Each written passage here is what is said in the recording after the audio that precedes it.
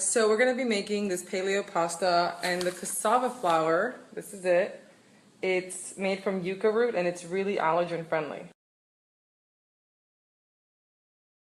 You can also find the whole recipe on my blog, thecastawaykitchen.com, and I'll be showing you guys all my social media stuff next. So I want to walk you guys through the process just a little bit. I don't have a pasta maker. I don't have any fancy equipment. This is going to be like bare bones, handmade pasta, so anyone can do it. And so what we're going to do is just mix the salt and flour on a flat surface, make a little well, add the eggs and the water and the oil, and roll it out by hand. Simple. So I have my workstation all set up. I have my flour here, my salt, my egg. So it's 1 egg plus an egg yolk and extra flour for dusting.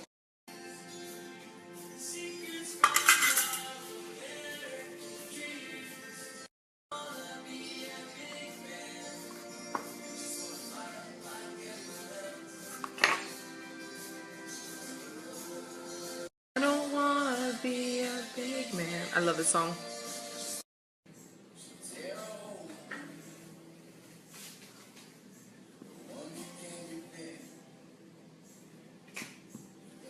I didn't talk you through the last one, but I can't multitask apparently. So I only added 1 tablespoon of oil to the well because it was like overflowing, and I'm mixing it gently. Okay, so I'm still mixing it on the board, and you see the dough is forming. It's going to be a dry dough. Next I'm going to add in the rest of the oil and the water, and it's going to make a huge mess. So with the next step, I'm not going to be able to record because I need both hands. With the addition of the fluid, you kind of have to like use both hands to knead it really fast to get it in there. Okay, you'll see how it's really wet, and so what I did is as I knead with one hand, I drizzle the oil and water in with the other one slowly. So just keep kneading it, and it's gonna keep absorbing that water. Cassava flour absorbs more water than regular flour. You can always dust a little more on there. At this point, flour the surface, and then you're gonna keep kneading it for a little while, just until it's a little less sticky. Then we'll divide it into 4 balls. So I think it's about ready. We're gonna break it up into 4 balls. I'm gonna clean the surface and then re-flour. You'll know it's ready when it's really smooth and just like super malleable, like Play-Doh.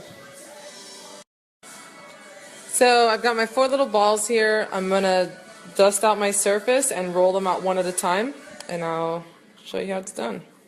I have a nice flattened disc, a little on the long side, and I'm gonna use my rolling pin. So you're gonna roll, flip, dust, roll, flip, dust, so it doesn't stick. Okay, this part's done. You know it's ready when it's like almost like a sheet, you know? And you can't get it much thinner than this when you're hand rolling because it'll just fall apart.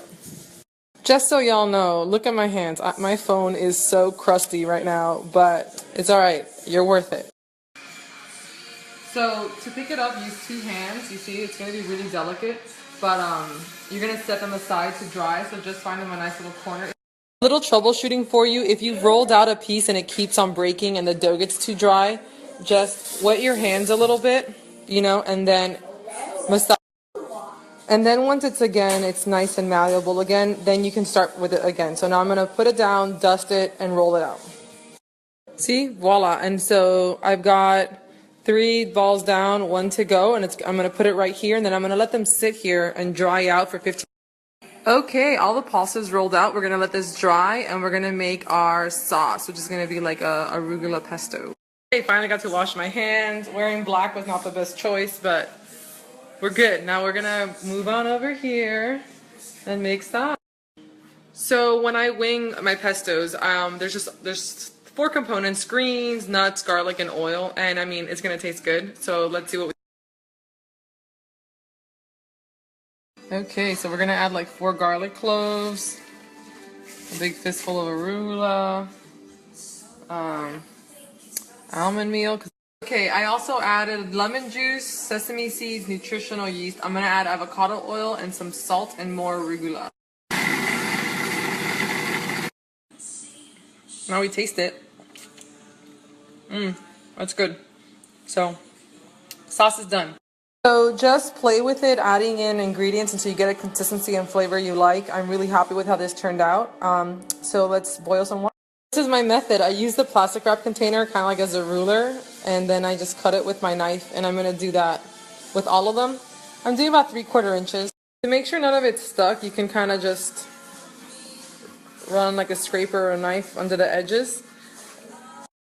To get it on the boiling water without it breaking, I'm going to use a knife and then with my other hand gently hold it and take it to the pot. Okay, and it's all boiling. A few pieces will break and that's okay, but for most of them will stay nice and long. This only has to cook for 2 to 3 minutes and it's done. A quick note, if you're using a pasta maker, then I'm sure your pasta is going to be like a lot thinner and it'll cook faster. So just keep that in mind. It's really going, so it's almost ready. When it's done, I'm going to mix it with a little bit of Tin Star brown butter and then mix in the pesto. You'll know it's ready when most of it is floating up on the top. Yeah, it's almost done. You can always take a piece out and taste it. This nifty Caffalon pot has draining holes in the lid cover, which is amazing for making pasta. Okay, so I mixed in a little ghee, and now I'm going to stir in the pesto. So I added in the pesto. I'm going to throw in a fistful of spinach and just let it wilt with the heat of the pasta. And then I'm going to plate. Okay, and that's it, guys. That's how you make paleo pasta. How yummy is that? So thanks for hanging out with me today, guys, and making this delicious paleo pasta. Remember to check out the blog at thecastawayKitchen.com and Instagram at thecastawayKitchen. If you wanted to go over the Snapchat, send a snap to the Feedfeed and you can do it too.